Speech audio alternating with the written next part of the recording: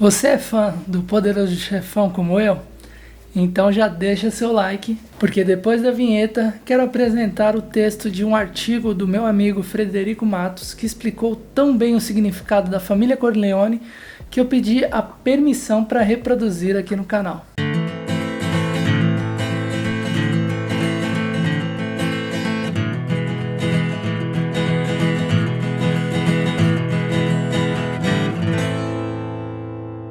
O perfil psicológico da família Corleone.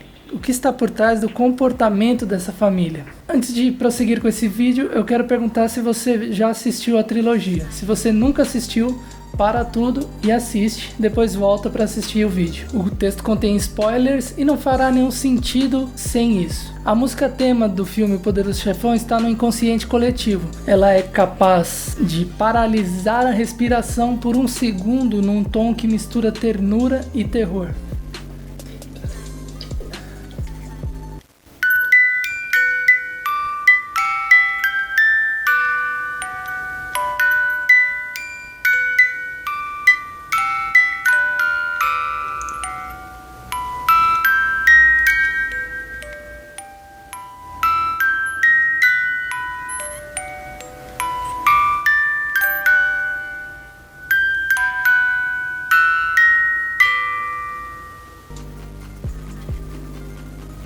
Era esse o clima na casa dos Corleone quando inicia o primeiro filme da saga. Os primeiros 35 minutos do filme revelam toda a teia delicada de relações que se desdobrará pela trilogia. O casamento da filha de Don Corleone, que é o Marlon Brando, é o cenário propício para as conversas ao pé do ouvido de Godfather. Ali, na sala reclusa, as decisões de vida e morte são tomadas num clima quase confessional. Parece que todo o bem e a justiça do mundo são possíveis ao fazer apelos emocionados ao padrinho. Paralelamente, a nova namorada do filho caçula Michael Corleone, que é o Al Pacino, é apresentada àquela aconchegante família. Ela acha tudo inabalável, acolhedor e quase indestrutível, mas ao longo da trama começa a perceber que não era uma família como as outras. Ela será a pessoa que testemunhará como os Corleone lidam com a falta de lealdade de seus amigos e qual o alto custo emocional e moral do tipo de serviço que prestam para a sua comunidade. A saga do pequeno Vito começou num mar de violência bem retratada na segunda parte da trilogia. O menino indefeso testemunha o assassinato a sangue frio da mãe durante uma tentativa de vingar a morte do marido, obra de um antigo chefe da máfia siciliana. Essa violência brutal certamente marcaria o modus operandi de Godfather. Essa falta primária associada a outras circunstâncias de vida pode virar o norte das escolhas de uma pessoa. É como se durante toda a vida ele tentasse reparar a perda e o vazio usando o discurso da justiça para explicar as ações criminosas posteriores. Já deportado para os Estados Unidos, aquele garotinho descobre as sutilezas da criminalidade de Nova York. E ali acontece o passo decisivo para se tornar Don Corleone. Ele entendeu que era preciso certa influência emocional e troca de favores difíceis entre as pessoas. Essa sensação de débito era mais eficaz do que o medo, a ameaça e a violência. A agressão pode surgir depois e não antes de uma negociação. Sua busca obsessiva por manter todos os filhos por perto é a marca de Corleone. Sem que o perceba, ele tenta ser o pai onipresente para todos. É possível imaginar uma tentativa inconsciente de não deixar ninguém desamparado, como se sentiu por toda a sua infância. Curiosamente, encarna também o imaginário da mãe que faltou, em seu tom afável e quase maternal.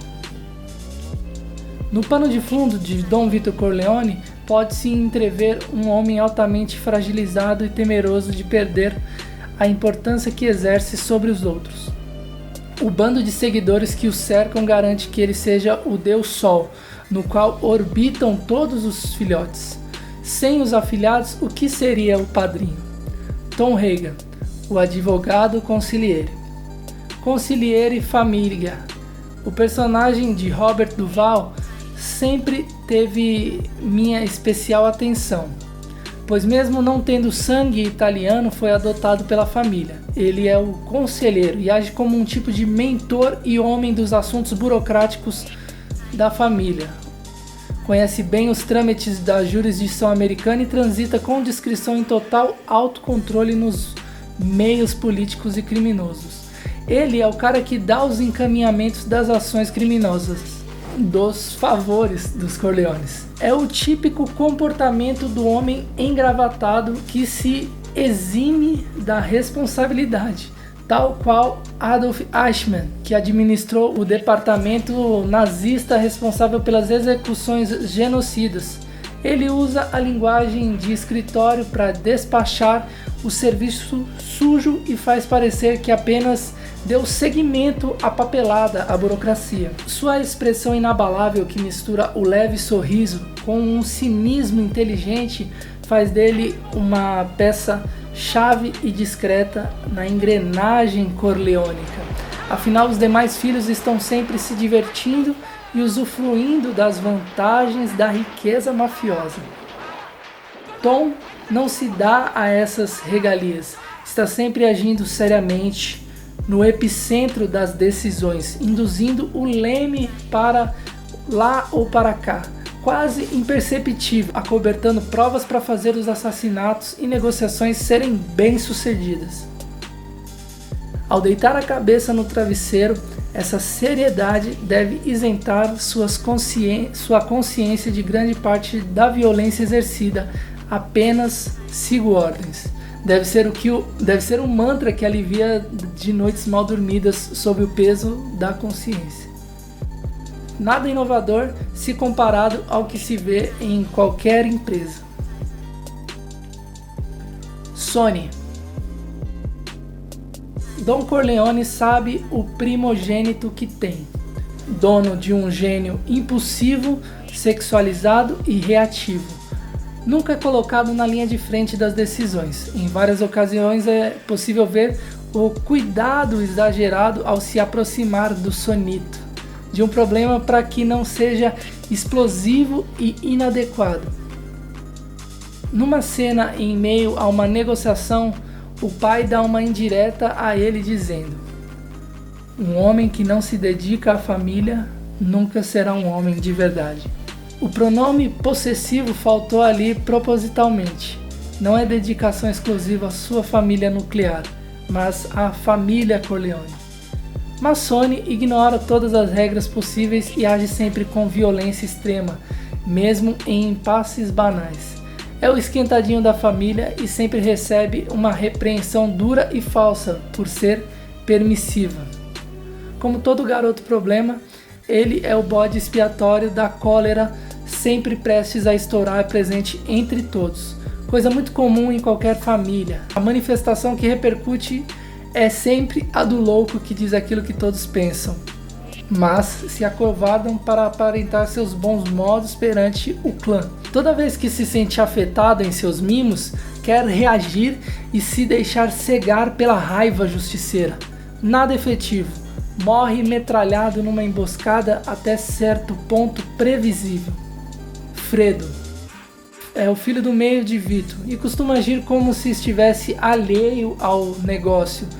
Naquela cena clássica em que o Don Corleone é baleado, Fredo, que estava no volante, é incapaz de puxar o revólver e fazer a guarda do pai. Ele mal consegue segurar a arma na hora de tentar revidar os tiros em seu pai. Mas Corleone pai conhece o caráter indolente e covarde do filho e, por esse motivo, poucas vezes deixa algo sob suas ordens. No segundo filme, isso é atestado pela traição ao Michael Corleone. Essa fraqueza perante o clã tem um efeito colateral que chamaria de Síndrome do Príncipe Charles.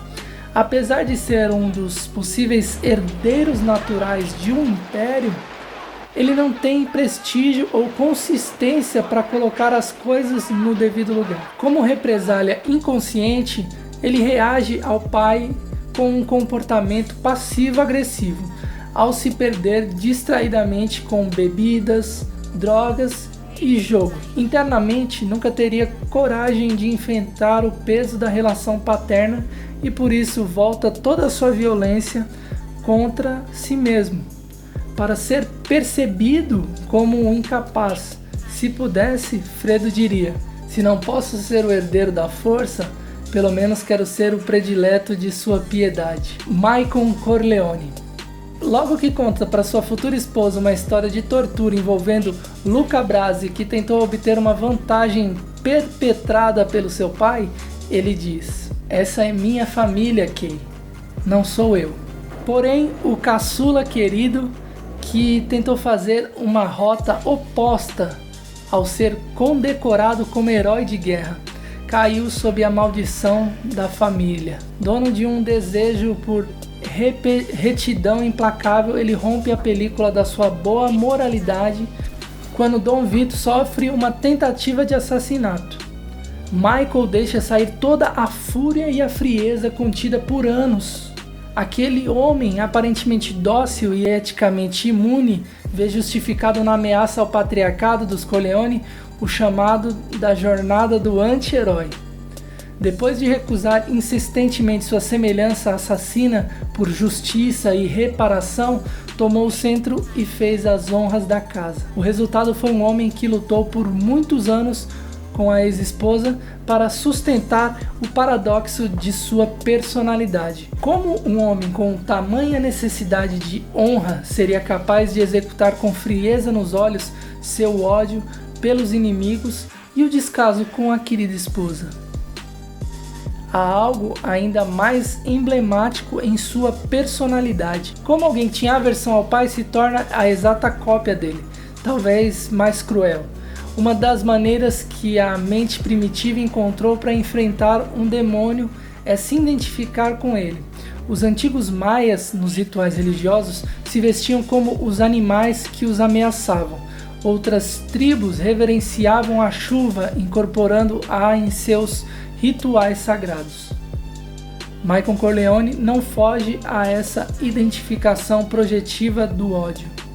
Ele teve seu ritual de passagem na execução do policial que o esbofeteou e do mandante da morte do seu pai. Mesmo internado, chorou ao ouvir do filho predileto a anunciação: eu estou com você, pai. Para enfrentar o medo, assumiu uma postura contrafóbica e radical. Projetou para fora de si a porção de ódio ao pai. Agora ele via em cada oponente aquilo que era aversivo em si mesmo. Quanto mais matava, mais aversão tinha de si e mais endurecido precisava ficar. No cume do delírio paranoico, bem representado no terceiro filme, o contra-ataque já nem existe. Só o ataque já justifica sua sede de poder, bem representado no terceiro filme. O contra-ataque já nem existe, só o ataque já justifica sua sede de poder. Francis Ford Coppola, diretor do filme, conseguiu colocar pela primeira vez nas telas do cinema todas as peculiaridades da máfia italiana. Ao assistir os 3 filmes, é impossível não se identificar e até desejar fazer parte daquela família, mesmo nos momentos mais cruéis. Gostaria de mostrar o tipo de visão de mundo que ela representa e que está mais perto de você do que gostaria. Eu versus o outro. O termo família é uma maneira bem afetuosa quando se trata de criminalidade, que, em outros termos, trata-se de uma gangue qualificada. Ela se alimenta da perspectiva bélica que divide o mundo em aliados e inimigos. Está contra ou a favor, não há um meio termo. Esse é o tipo de visão muito usual em casa, que em grande escala fomenta o preconceito, a guerra, as brigas de torcida e até de condomínio. O risco de uma operação mental distorcida por esse filtro é de estar sempre encontrando agressores e invejosos em potencial e agindo contra eles a pretexto de se defender. moral do macho alfa. Do tipo patriarcado, que ainda herdamos os dividendos em associação com o catolicismo. Construímos uma mentalidade infantil e bipolar que diz: os que são aliados merecerão perdão e proteção, e os inimigos e ímpetos serão punidos. Essa noção de mérito e punição é muito conhecida de todos nós. A culpa que achamos natural da mente humana e o sentimento de inadequação decorrente é um enraizamento social dessa mentalidade. Mesmo as pessoas que se consideram mais modernas ainda sofrem desse processo de validação pessoal arcaico. Para os Corleone, não é dinheiro que necessariamente importa, a não ser como ferramenta de suborno para pessoas de fora da máfia. O essencial é a dívida moral. Vito Corleone deixa bem claro, demonstra indignado um homem que vem pedir favores. Não pede com respeito, não oferece amizade, nem pense em me chamar de padrinho. Vem no casamento da minha filha e me pede para matar por dinheiro. Se tivesse me pedido como amigo, os pilantras que desgraçaram a sua filha estariam sofrendo nesse momento. Se um homem como você tivesse inimigos, eles seriam meus inimigos e eles teriam medo de você. Sua mãe provavelmente já deve ter usado um argumento parecido. Pertencimento. A noção de grupo e coesão é muito forte. Ali ninguém pode ficar de fora, em especial os cabeças da máfia. Em certa cena, Don Corleone se recusa a tirar uma foto de família, mesmo com quase todos já posicionados na frente do fotógrafo. Não vamos tirar a foto sem o Michael. O segredo é a chave desse tipo de mentalidade de bando. Ainda que haja contradições, eles se defendem entre si para se proteger do ataque do mundo. Isso fica claro quando Don Corleone repreende seu filho Sonny. Nunca diga a ninguém de fora da família o que está pensando. Lealdade. Como provar que se pertence a uma família, religião ou associação qualquer? As trocas de favores são a chave para fortalecer os laços, sempre reforçando o sentimento de constrangimento e dívida moral. O custo dessa lealdade é a total falta de liberdade diante de qualquer discordância. Em outra de suas recomendações, Dom Vito ameaça após fazer um favor. Um dia, e talvez esse dia nunca chegue, vou lhe pedir um favor. Até lá, aceite a justiça como presente pelo casamento de minha filha. Tom Hagen, o consigliere, explica muito bem essa noção ao afirmar: ele é um afilhado. Para os italianos, essa é uma condição sagrada, capital social. A noção de capital social é de um vínculo de respeito, confiança entre um grupo ou pessoas. Quanto maior a rede de confiança e cooperação, maior é a capacidade de influência e poder que uma pessoa possui. Na máfia italiana, isso é um código de honra. Ofereça, entregue e só depois peça. Violência explícita. Os Corleone trabalham no ramo dos jogos e cassinos e lutam contra as outras famílias que estão adotando o tráfico de drogas. Dom Vito tem princípios. Para ele, o jogo é um vício inofensivo. Já as drogas são perigosas e um negócio arriscado. O filme, com uma legião de fãs que eu me incluo, é bem montado para que se pense que se trata de uma família unida e até bacana. Mas antes de tudo, é bom lembrar uma história que Michael conta com certo desdém e orgulho. Luca, que é o afilhado e capanga de Don Corleone, pôs uma arma na cabeça dele, um devedor, e papai disse que o seu cérebro ou a sua assinatura estariam no contrato. A palavra munida de uma ameaça de ação violenta é uma arma muito poderosa. Fraqueza e onipotência. No filme, um diretor de cinema inicialmente se atreve a recusar a atender ao pedido de Don Corleone. E como represália, tem a cabeça do seu cavalo de 600 mil cortada e deixada ao lado de sua cama quando acorda. Esse é o símbolo do modus operandi da família. A mensagem subliminar do pedido é: se você não se submeter de bom grado e aceitar fazer parte de nossa rede social, sua força cavalar será arrancada pela raiz e você será deixado em desonra ou morto. Quantas vezes você já se submeteu contrariado a uma ordem dos pais ou chefe por ter medo de ter seu dinheiro ou prestígio social ameaçados? Escolha moral. A imagem do velho Fausto vendendo a alma ao diabo é muito próxima de quando se pretende entrar nessa rede. Pague para entrar, reze para sair, se sair vivo. O processo de admissão numa família costuma ser um ritual de passagem que inclui assassinato ou algum tipo de ilegalidade em que você fica rendido moral e judicialmente. Se colaborar uma vez, está acorrentado até quando não for útil. Se tentar trair ou renunciar ao grupo, será colocado na lista negra até ser executado ou desacreditado. PC Farias é um dos casos mais notórios desse tipo de queima de arquivo aqui no Brasil. Ali, todos estão de mãos unidas no crime, e é sempre alguém que toma as decisões difíceis e comete um crime em nome de todos. Ao apertar o gatilho moral, perde-se a liberdade de agir por si mesmo e o que predomina são as ordens que vêm dos superiores, como numa seita.